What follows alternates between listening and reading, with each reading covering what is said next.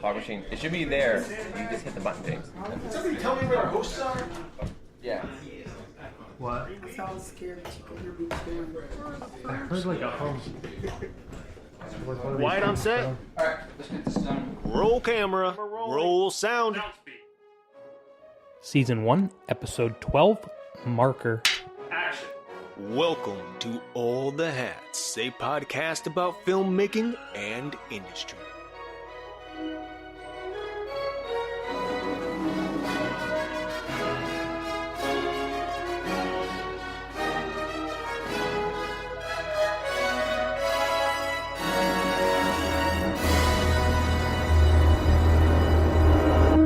What's up, folks? Welcome to a brand new episode of All the Hats, a podcast about filmmaking and industry. My name is Eric, with a K. And I'm James Gary. And today we're going to have a little fun, because this is our Christmas episode. We decided to have a little Christmas spectacular, if you will. Yeah. So what we're going to do, and I guess we're going to start right off with it, unless you have something you want to say or add before we do this. We wanted to set some like... So I saw online this little game.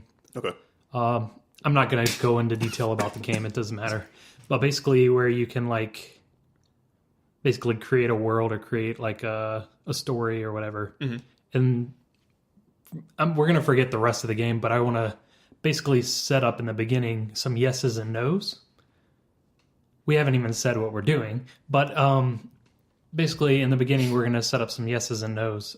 So yeses are things that could happen. They don't necessarily have to happen, but they're possibilities. They're things that exist, and they don't have to necessarily exist, you know, in the real world. Mm. And then, so I would say magic would be a yes, because it's necessary. This is a Christmas episode. We're gonna make this about Santa Claus. So Santa Claus is a yes. He exists. Right. So and pretty much everything that goes along with Santa then. Yeah. Cool. So all of those are yeses. But no's would be like, we don't want... I'm not going to say this. This isn't a no, but no would be like no technology. Mm-hmm. We might want to use technology. Eventually. But, depending on where we go with it. But sure. A no would be absolutely no technology, like in the magic, like high concept technology. Mm-hmm. So it'd be all based just on magic. Right. Or we could say there is technology and that is the magic. Okay. Like everything magic is basically a form of technology. Okay. Just we don't necessarily understand it as such. Yeah. So. Okay. So to let everybody know exactly what we're doing, because we haven't quite explained that.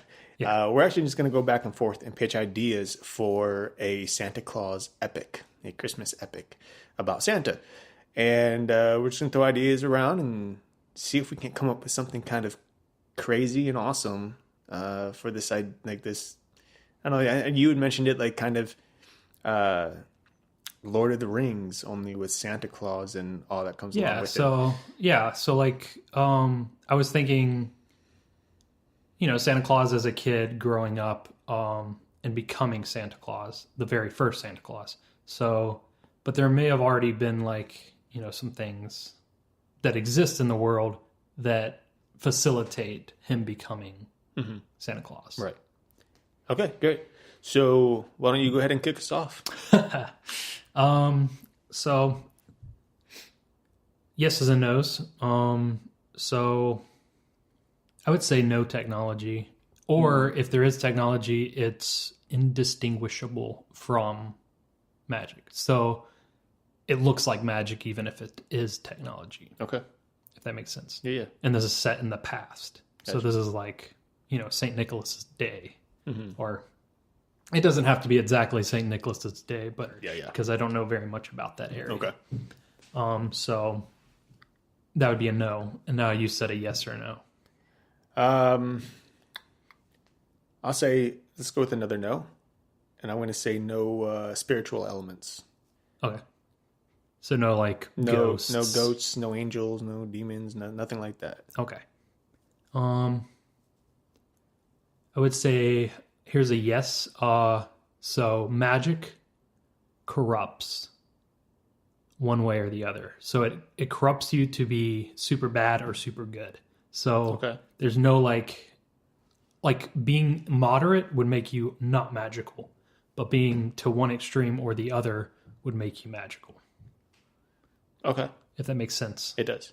So dabbling in magic will pull you to one side or the other. Okay. Sort of like, I guess, the Force in a way. I mean, from where it's going now, I don't know anymore. Okay. But kind of like you're either... You kind of get pulled. Gotcha. Okay. In that case, I will add to that with a yes and say that there are magical elements within this world. And that could be like the element itself or an individual object that is capable of holding or creating magic on its own without a person.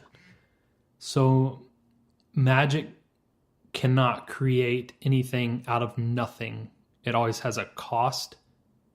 So basically you have to have something for it to pull from. Mm-hmm. And if not something outside of yourself, it pulls from yourself. Okay. That makes sense. Kind of. So when you use it, you lose energy if it's coming from you. Okay. But if you're using an outside source, such as you have the things to create it out of, right? It's not necessarily pulling from you, it's pulling from those things. Okay. It might still pull an element from you, but like something, you might be the energy that's bringing it together, but basically it's going to make you tired, worn out, sick. There's a cost. Gotcha.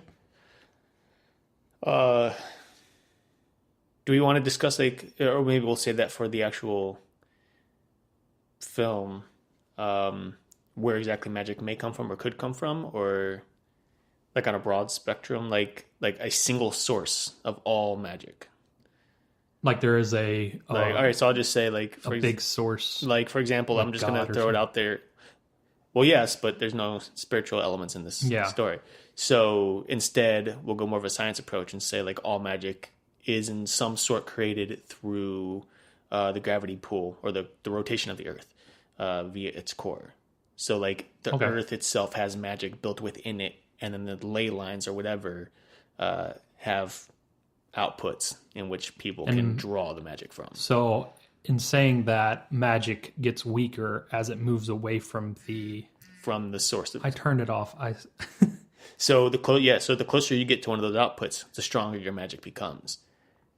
And that could have a significant impact on our story, especially when Santa finally makes his debut as the Santa Claus. Yeah. And we'll get into that later, though. I literally turned off my phone. Unprofessional, James. No, I turned the sound off. But the vibrate should turn off with it. Like I literally pushed the... Well, I know what I did wrong. Never mind. It's just that my brain was here and there at the same time. And gotcha. I think I did the wrong thing. Whatever. The phone's totally off now. All right. So basically, the closer to the pole, the magic is stronger. Mm-hmm. When you move away from the pole, the magic is weaker. Right. So the closer you get, when you hit the equator, it's probably the weakest the magic can get. Is that what you're saying? Yeah. Okay. Are you ready to move into the rest? Yeah, we can move into the rest. Basically, we don't necessarily need to go in order of like time. Okay. We can bounce around. Gotcha. We can throw in ideas at any point. So we're not following plot points or anything like that. It's just no. It's not going to be in order necessarily. And basically, the game that I'm kind of basing this conversation off of, you can do that. You bounce around. You whatever. Yeah. But you usually write it down. We're recording it, so I don't. Right. Hopefully we don't need to write it down. So, and then the next thing we need to know is where does our story begin, mm-hmm. and where does it end? Right.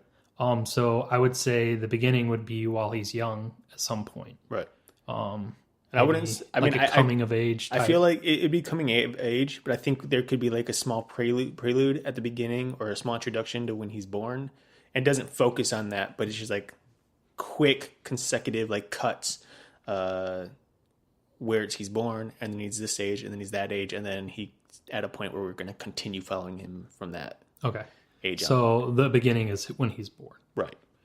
And then the ending would be when he becomes Santa Claus. Right. I don't think we'd actually get into his Santa thing. I think it would be that moment where he steps up in full gear, ready, in maybe his red even suit or whatever. rocking the beard. Yeah.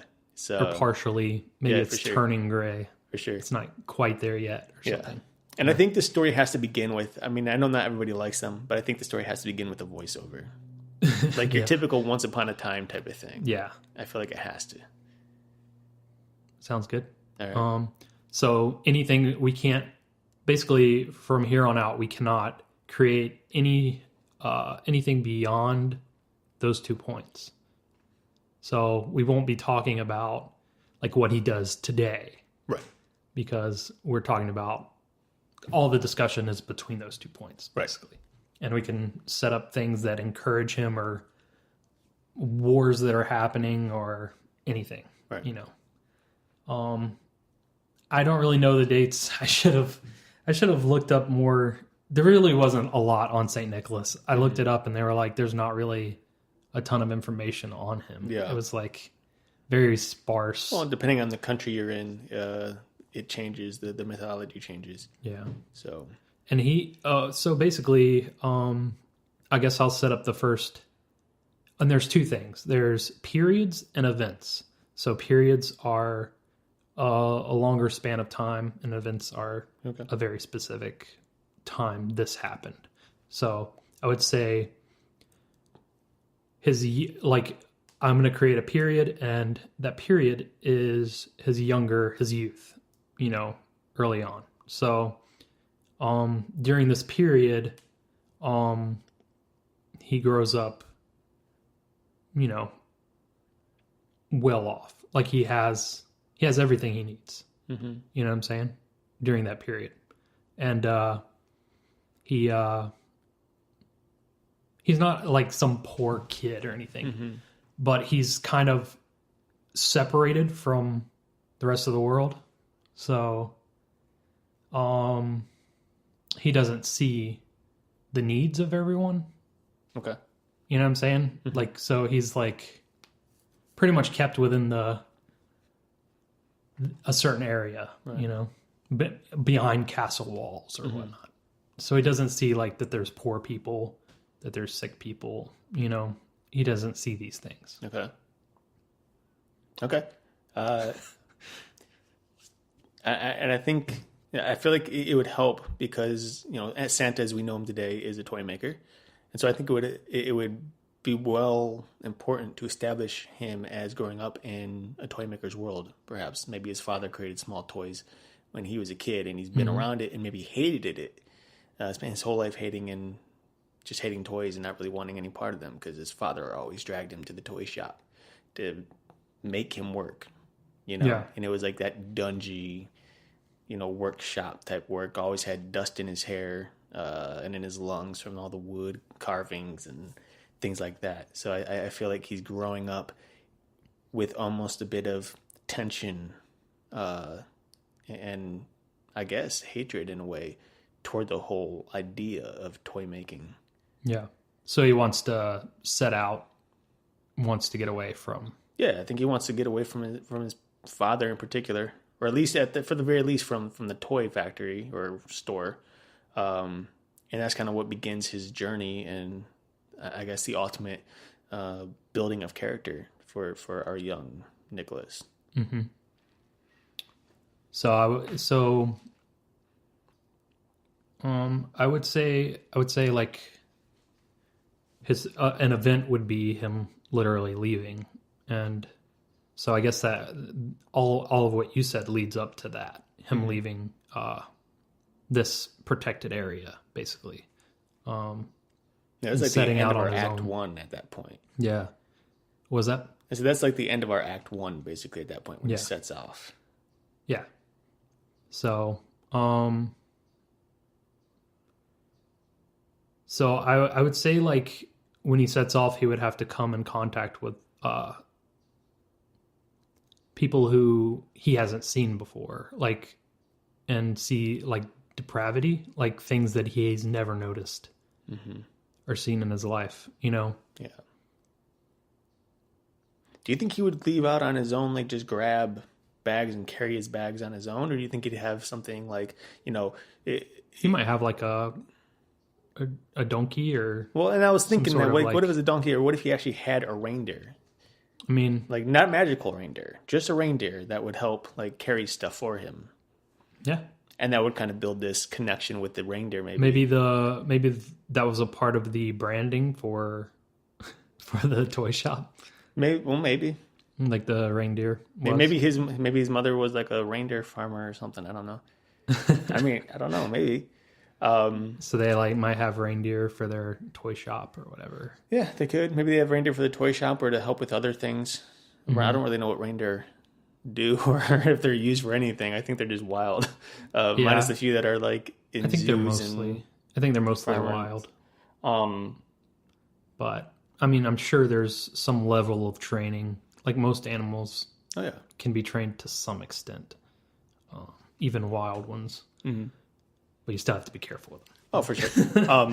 But I think I think it'd be cool if he had a reindeer, because I feel like this is like his only real friend at the time. And at some point through his journey, he ends up losing that friend. The reindeer dies or something because of whatever. Maybe they hit a hard spot. Yeah. And they're starving, and he loses this deer. And I feel like there's something that has to connect him to why he ends up choosing reindeer to guide his sleigh in the future. Yeah. And it has to be more than just, oh, I see a reindeer. And, especially with the magical elements, because we know, based on our yeses and nos, that the magic doesn't necessarily generate here where he's at. Yeah. Or even that animal. We haven't specified whether or not animals are capable of, in and themselves, creating magic. Humans can use their own energy, but are they really producing the magic themselves, or are they just influencing sources around them and using their own energy to help do that, Okay, so I'm going to add one.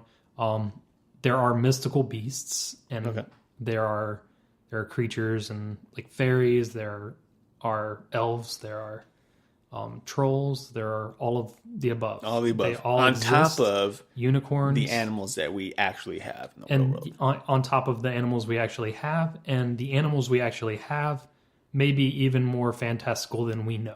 Okay. So there could be elements to a dog that we don't realize is more fantastical than we know. Okay. Kind of thing. Okay. So we're going to start at 10 years old or so, somewhere around there.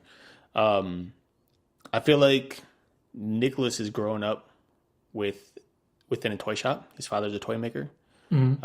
And his father kind of forces him to make toys for him to help in sales and stuff like that. And I think it's something that Nicholas really hates and despises. And so he's constantly trying to find his way out of the toy making business.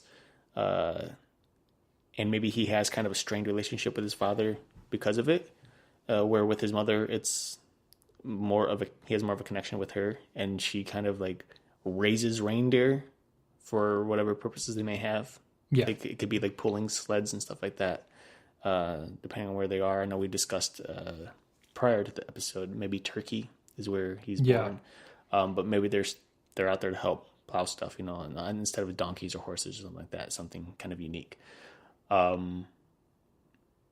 And maybe those relationships are what eventually drive him like toward, I guess, these reindeer and away from toy making business, because it's something he enjoys more, maybe at first. Yeah. Maybe she does more than reindeer. Maybe she has several animals. Yeah, reindeer maybe. is just one of them. Yeah. Sure. One of several farming opportunities. Mm-hmm. And maybe one of the reindeer kind of closer to her, like she has like a heart for one of them, even. Okay. Yeah. And the son does too, because his mother and they go out. And maybe he has a crazy name like Cometinus or something. Cometinus. Cometinus. Yeah. Is that like a demon name? No, I don't know. Cometinus. But I feel like it'd be like, so we have very famous reindeer, 8 of them in particular, and one very famous, the 9th.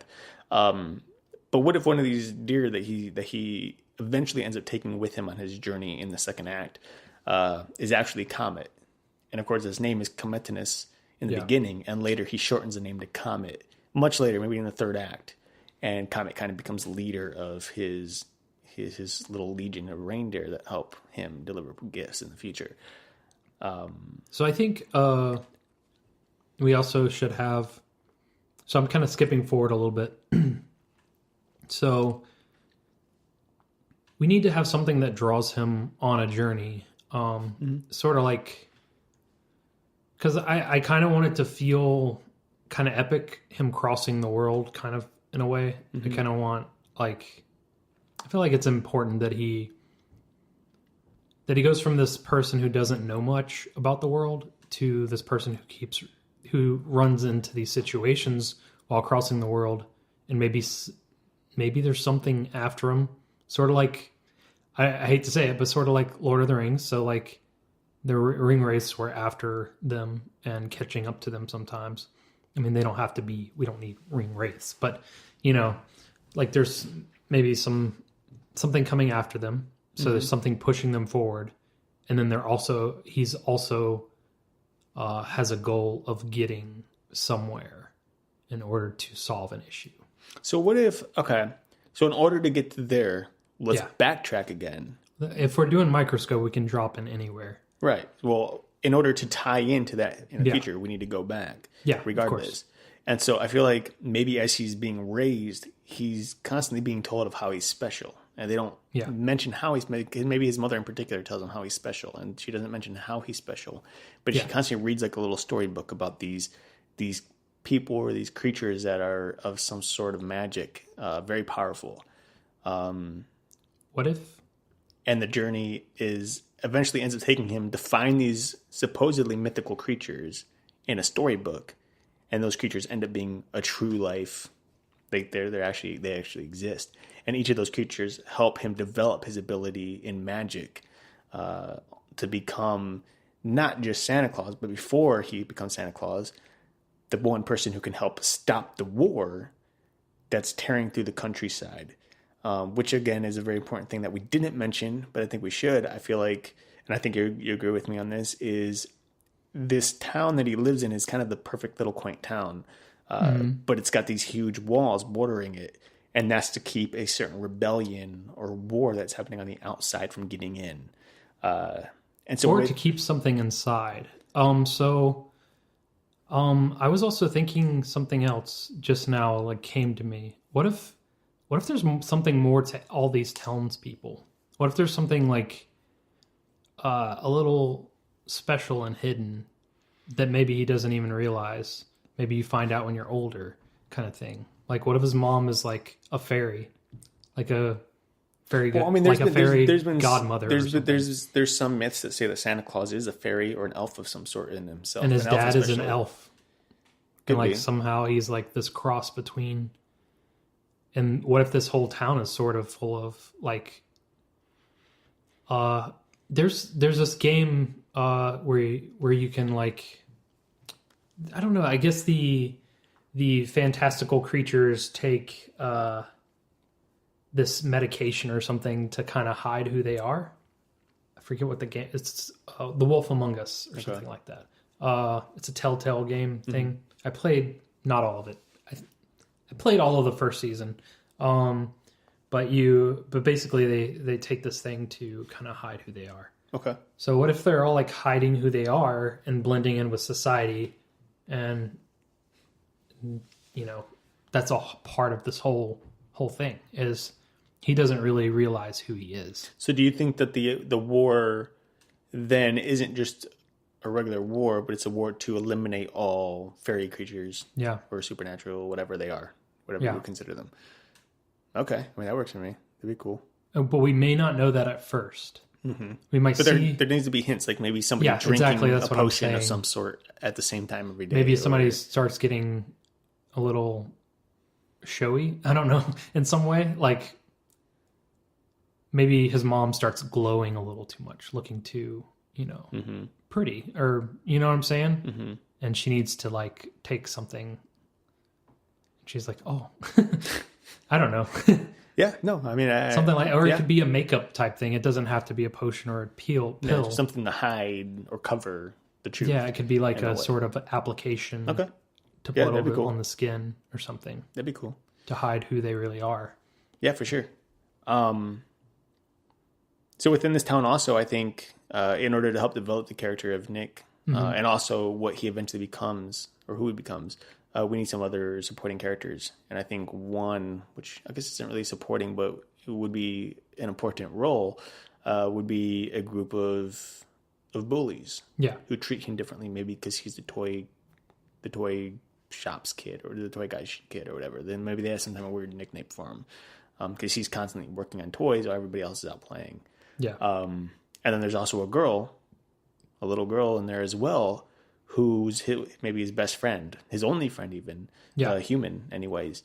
And they kind of have this connection, kind of a crush type thing, but neither of them would ever say it type of thing, But this little girl is eventually what drives him to reach out and move out throughout the world on his own to find, I guess, a way to help end the war and protect her, ultimately, first and foremost. And she, of course, becomes eventually Mrs. Claus. But I think maybe every journey, in a way, has to begin selfishly in some sense. Mm-hmm. And I think maybe, even though it's not selfish in this case, because he's going out to stop a war for her, he ends up learning about so many other people who are suffering and realizes that in order to stop the war, it's not because of her alone, it's because of all the people, both fairy and otherwise. Maybe he realizes he's sort of the source of the troubles in a way. Of the troubles, like just being who he is in this area. Mm-hmm. I wouldn't want to make it like. I would want to be careful with that, but. Well, I think like. What do you think about... I wouldn't say that he should like blame himself. I'm saying he's going to try to solve that issue. Well, so let's say there's schools, we'll say, right? Okay. So what if these schools are teaching against the fairy people or the supernatural people? They are, yeah. And so he, in his mind, is thinking of how evil these people are, these fairies and elves and whatnot. And so one of the things that... Yeah, he blends in. So he doesn't know... despite the few magic happenings around him that he does on his own accidentally. But what if the one thing that drives him off to seek refuge or freedom or whatever is the fact that he finds out he is this elf, half elf, half fairy or whatever. And that kind of freaks him out because the thing he's hated for so long is the same exact thing that he is. Yeah. And that pushes him out into the world to better understand and he kind of gets away. Yeah. So he doesn't know he is that, and then he realizes he is. Yeah. But he's been hating on this thing that he is for a while. Right. At least after leaving, because I'm sure his parents are going to support any kind of hate towards themselves. But if that makes any sense. So it's probably things he's learned in the process of traveling. Mm-hmm. Well, I feel like, and in this case, so let's move forward out of the sanctuary of this little town, because eventually the war is going to come into the town, and people are going to die, his parents included. I think it's important that his parents die in order to move him out. So after this town of his is ransacked, everything's burning to the ground.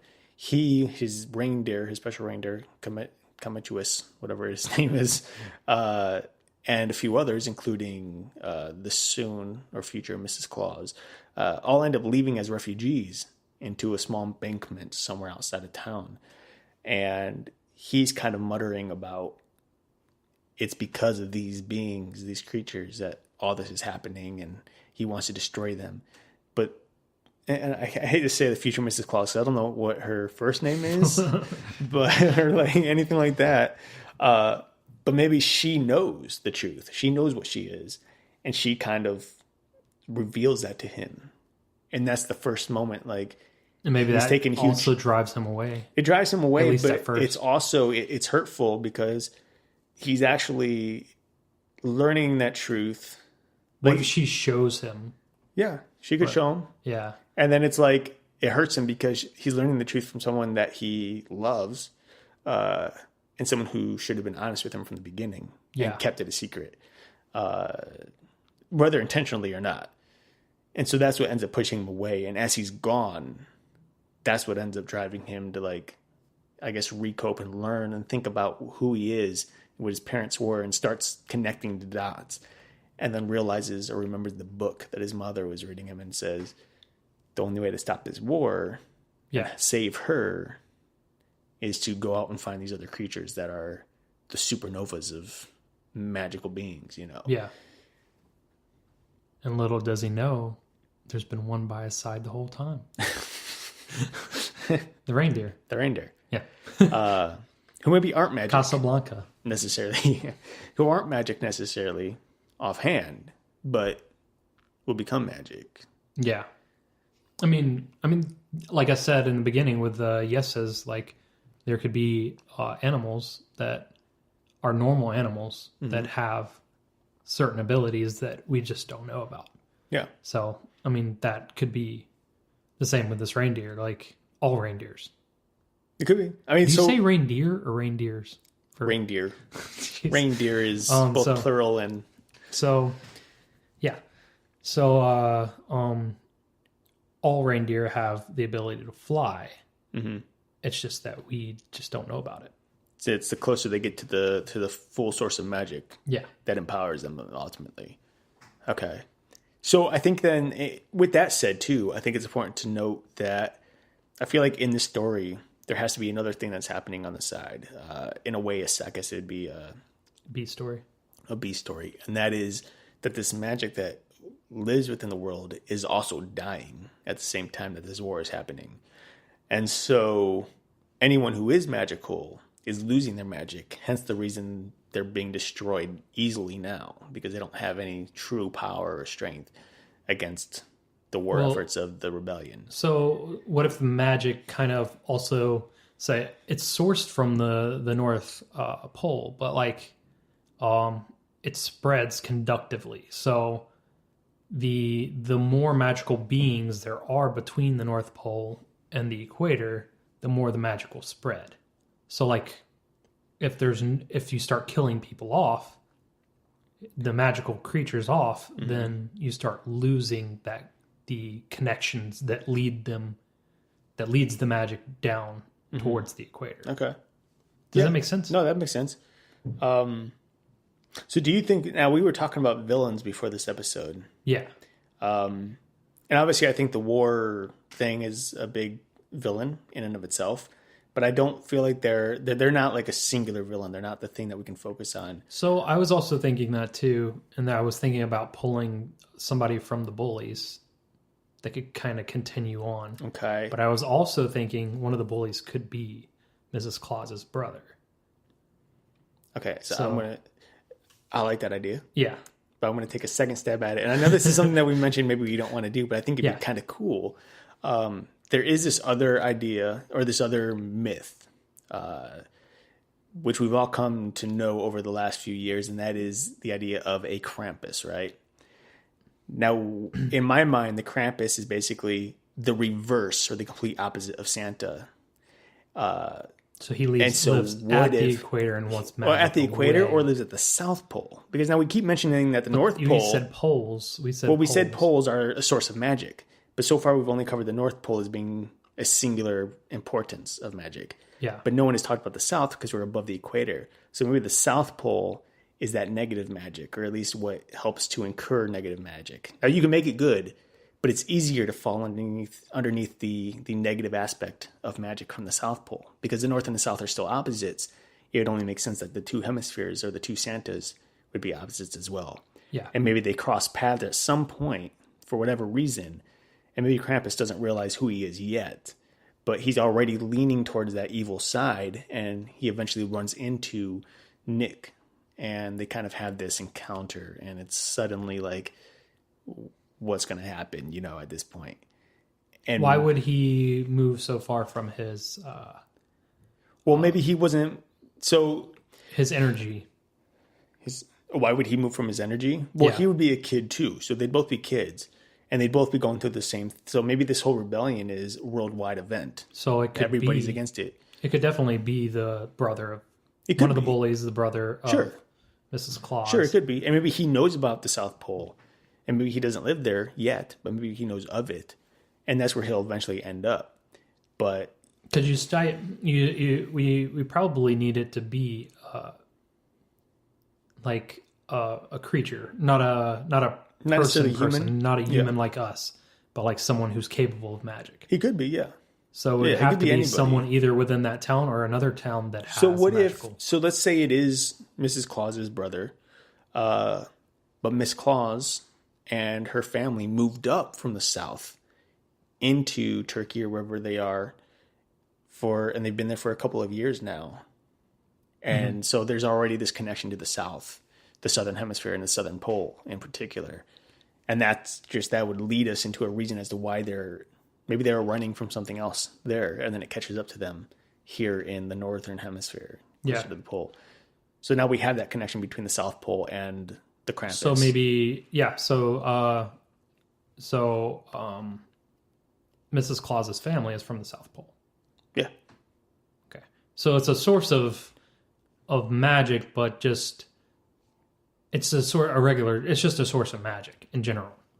It's a source of magic At this in general. point, At this early point. on, Early it's on. just a source of just magic. But there's stories. I feel like right now it's just a source of magic, but there have been stories throughout time that source of magic in the South Pole led a lot of people astray into a negative aspect. Like it's easier to fall victim to the negative side. Depending on how someone grows up can really influence how they end up, right?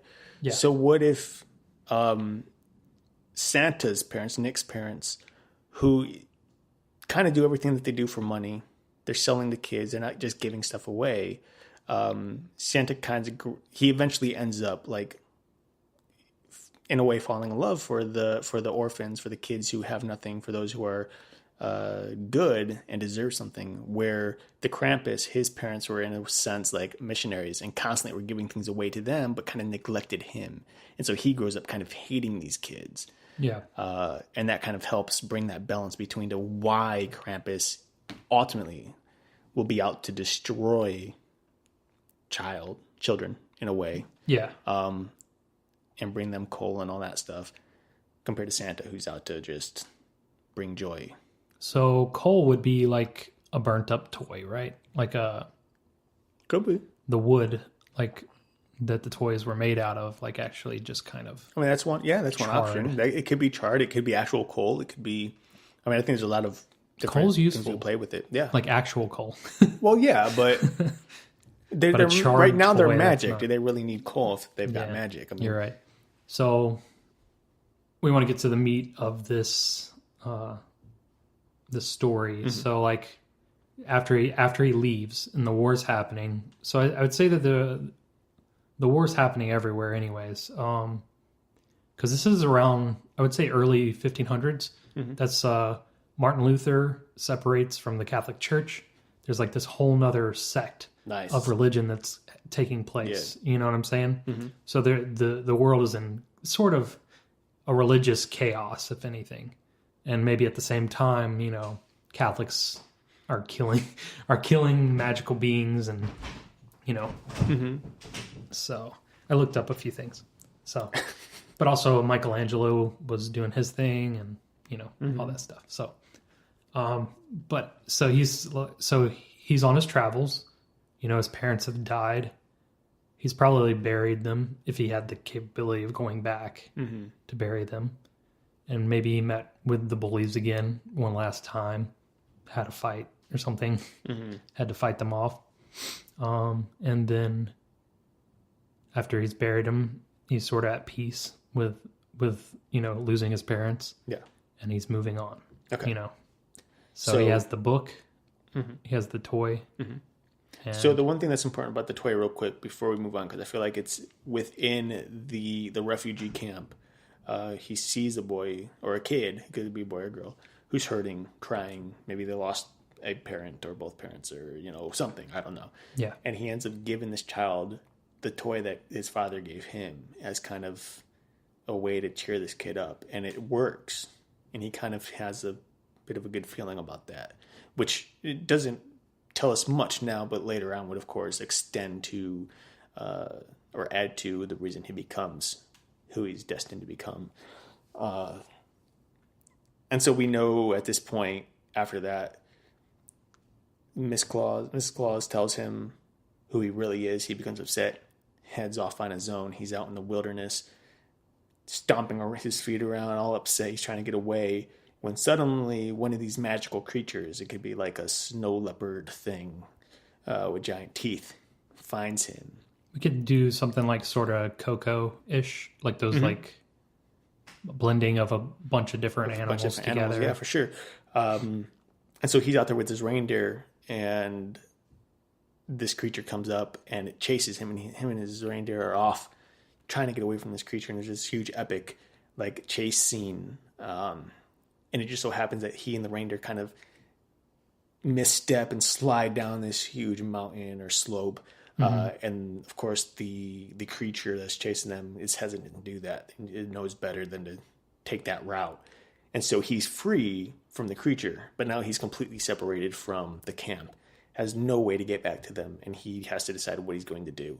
And at that point, thinking about what Mrs. Gloss told him, and what is currently happening in the world with these wars and how his people are being destroyed, he needs to find a way to try to fix things, because that's what he does. He's a toy maker at heart and both in reality. He fixes things, he builds things.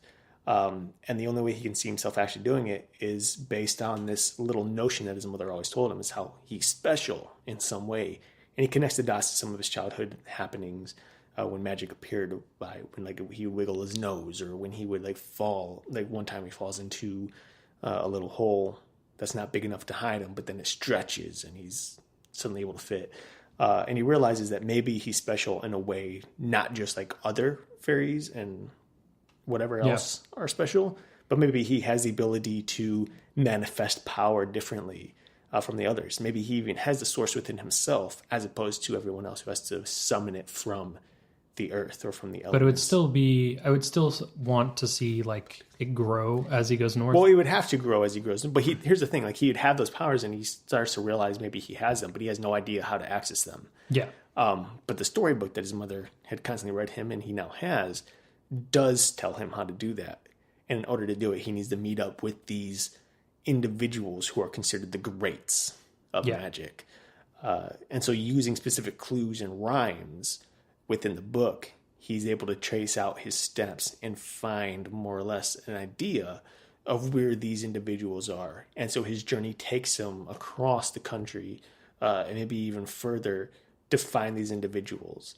And some of these individuals could be, I don't know, I mean, that's something we need to think about. Like maybe one could be Father Time. Maybe Father Time exists in this world. Yeah. And I'm obviously going to take some of this from some of the old stories that have already been told. You know, like Mother Earth, Father Time, Father Time, the Heat Miser. Yeah. You know, all of them.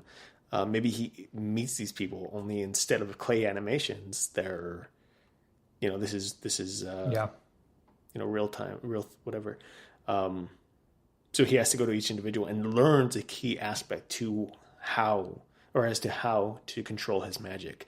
And maybe he's given certain elements that allow him to become stronger. Maybe one of them even give him a little red hat because he's cold. He doesn't actually have anything. He ran off not thinking. And somebody gives him a little red cap, you know, that looks a lot like his Santa hat. Mm-hmm. And maybe that has a power bestowed upon it of some sort. I don't know. Or maybe a bell.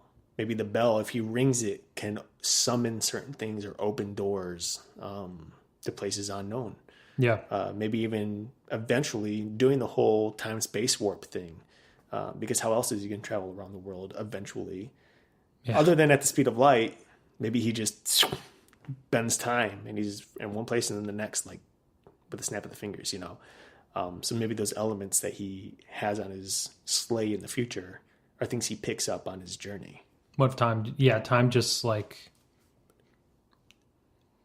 could just not mean anything. Like, and I feel like that'd be something that would like be revealed to him by Father Time, and Father Time would be like, "Look, this is how the world works. but you're not of this world in the same sense. Yeah. And you have the capability to do this. Let me teach you something. Because Father Time, if anyone knows how to bend things, it's going to be Father Time to bend his own rules. So that could certainly be a big happening that eventually leads us to what Santa becomes. And the whole time, we have his opposite kind of doing the same on the other side of everything. Yeah. Maybe like as soon as Krampus, or if we want to call him that, as soon as he like is capable of doing certain things, his effects should be felt by Saint Nicholas. Yeah, too. for sure. So, like, so that we know that he's hot on his heels, and how does he heal? And there's also a connection. There's also in the Force. Yeah, whatever. They're at odds. They're at odds, and they're racing odds. Towards a. He could tell when one's goal. getting stronger compared to the other, and ultimately, I feel like they both have the same strength in the end. But when they're learning, they're kind of out. I guess not equally matched through the entire thing. We could also even change some traditional stuff too. Sure, because not everybody has, fireplaces like we do. Well, no. So maybe that's not the only way he gets in. You know what I'm saying? Maybe that's not the only way he accesses houses. Right. Or you know what I'm saying? Yeah. So maybe there's ways he can access a house without actually going inside of it. Yeah. He throws something through a keyhole and it like opens up to all these gifts and pops right under the tree. He never has to even go inside. And maybe that's one of the things he learns from one of his soon-to-be peers. Heat miser can teach him how to summon heat to melt things. Yeah. Or snow miser can teach him how to freeze the things, fire, to stop whatever, before he jumps down the chimney. Yeah, all that kind of stuff. There could be all kinds of different things. And so as he's on this journey, he's picking up new elements and learning things, and he's growing stronger.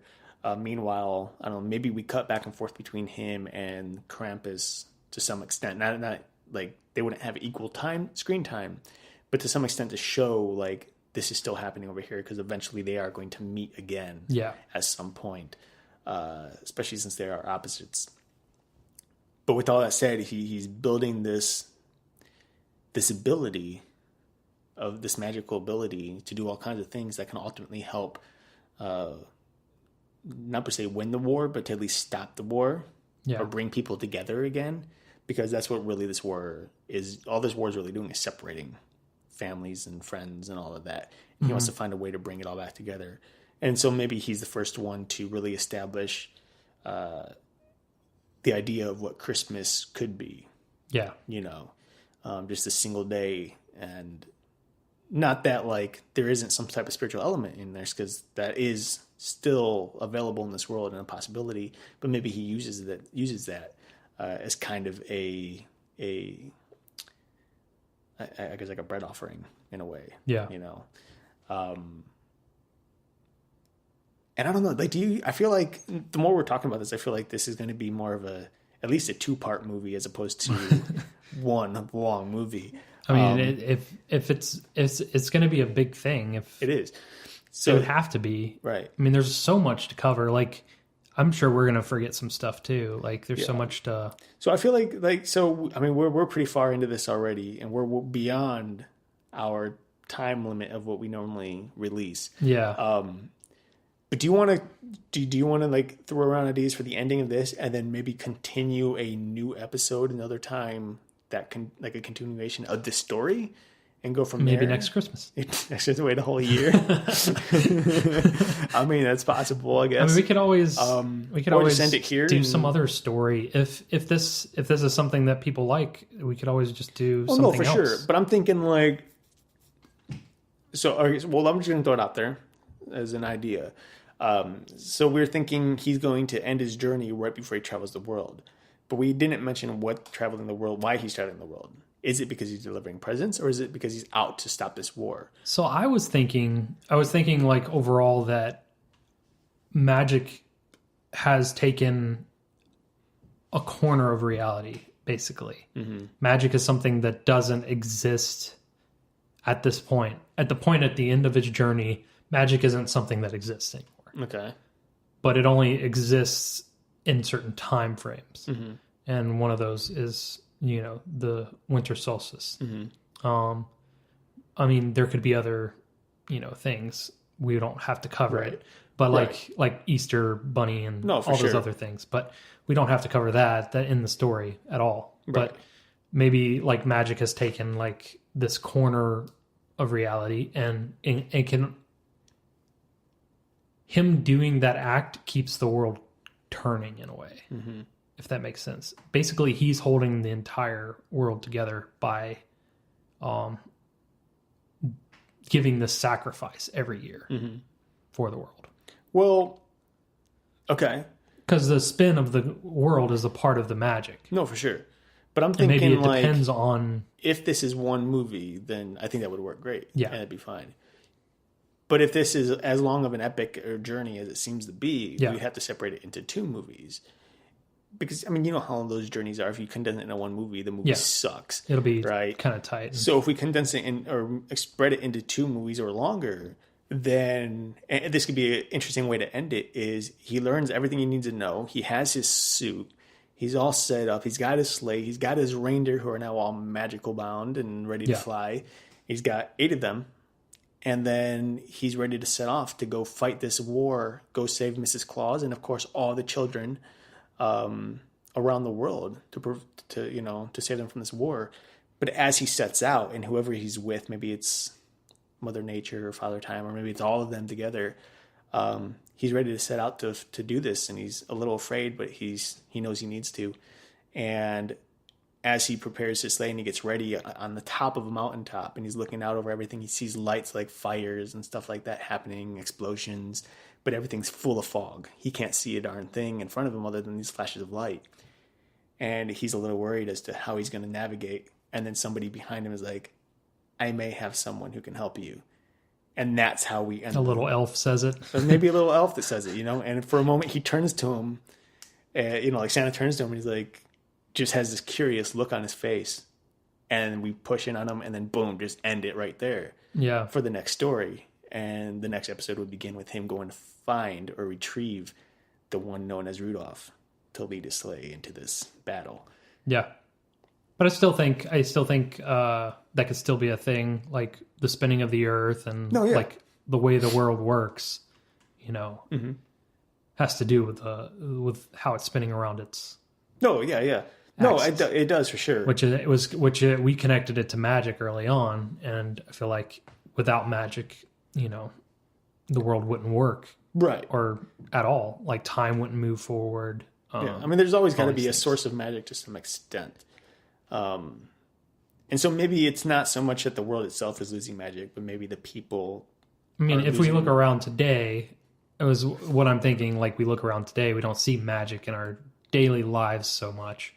But like, if there's like this element of magic that comes about every so often by different sources, Well, magic one of could those be being Christmas. Well, magic could be one of those things of belief in that case. Yeah. And as the war continues, people lose the faith in their magic, and that's why magic disappears.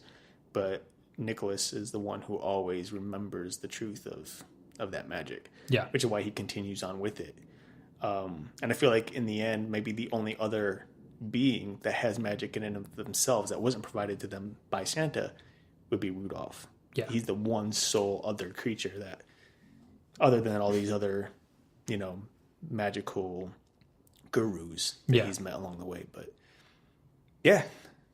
So that's our episode. Yeah, I think that's our episode. I think that's a good way to end it. And I don't know, everybody, if you've listened to it, let us know what you think. If you enjoy this type of episode, if you want us to do more. If you have any comments, concerns, questions about any of the story that we shared. Talk to us. Ideas. Yeah, definitely talk to us. I see that people are listening for sure. We see you. It's nice to kind of hear from you guys too. So yeah, if you like a certain thing or don't like a certain thing, be positive. But let us know, let us know, and we can like aim our goals and for this podcast in that direction, because we don't know what people like and don't like until they tell us. So this is true. So if you do have any questions, comments, concerns, or otherwise, feel free to email us at allthehatspod@gmail.com, or hit us up on Facebook, Twitter, Instagram, wherever you can find us. Just hit us up. We'd be happy to talk to you. And of course, it will be one of us talking to you. It won't be like an assistant or something like that, because we don't have assistants. And if you want to leave a like or comment on iTunes, I hear that helps us out. I don't know how, but we're not looking for you guys to help us out. We want to help you out. So whatever way you can, I know what you mean. Yeah. Like spread the word about this podcast, but, because we're doing it for you. So, and if there's more views, it makes it more of a, I don't know, makes it more special, I guess. For sure. Because there's more. more is great. That's very good job. Anyway, so I guess the last thing that I have here to say to all of you is Merry Christmas from both James and I, and of course the All the Hats podcast. Yeah. I hope you all have a great Christmas, and we look forward to talking to you on the New Year's. So until then, as always, my name is Eric with a K. And I'm James Gary. And this has been All the Hats. Merry Christmas. And cut. Cut. All right. You make that really funny. So we'll go ahead and talk it. That was simple. Same thing?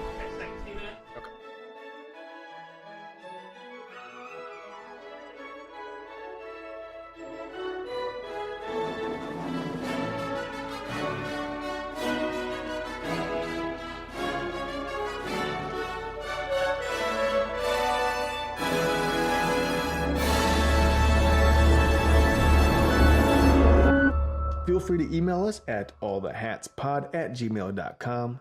And if you would like to check out our schedule or any other information about us, we are on facebook.com/allthehats. And of course, be sure to stream us wherever you stream podcasts.